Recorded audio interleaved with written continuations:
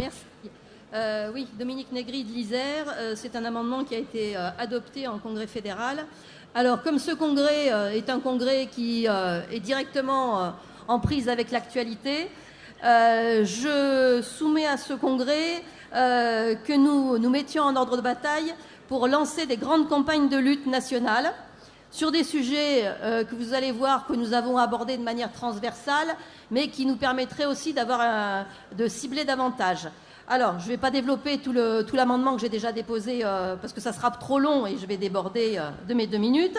Mais au moins, la première campagne de lutte que je vous proposerai que le Congrès adopte, c'est pour une augmentation générale des salaires. Vous voyez que ça renvoie à d'autres choses qu'on a déjà dites, qui est au cœur de l'exploitation capitaliste, de défendre le financement de la sécurité sociale par le salaire socialisé, donc les cotisations sociales, de porter de manière fière et importante la baisse de la CSG, l'annulation du CICE.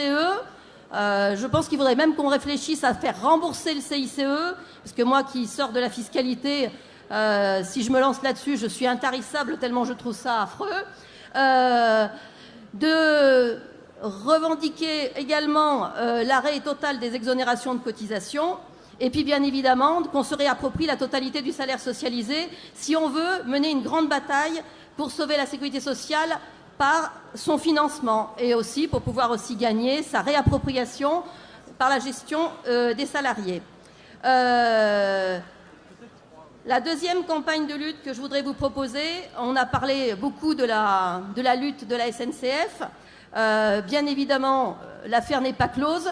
Parce qu'avec l'ouverture à la concurrence, on va voir très vite les tarifs augmenter, les petites lignes se fermer, les petites gares fermées, etc.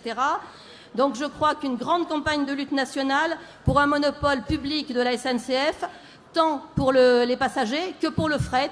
Inutile de vous dire à quel point... Merci Dominique. Reprendre... J'ai encore une... j'ai presque fini. Et une troisième proposition, c'est la baisse des crédits militaires et la sortie pure et simple et unilatérale de la France de l'OTAN. Je pense qu'on a besoin de clarté sur ce mot d'ordre et pas simplement de demander la dissolution de l'OTAN. Voilà, Merci beaucoup. Merci.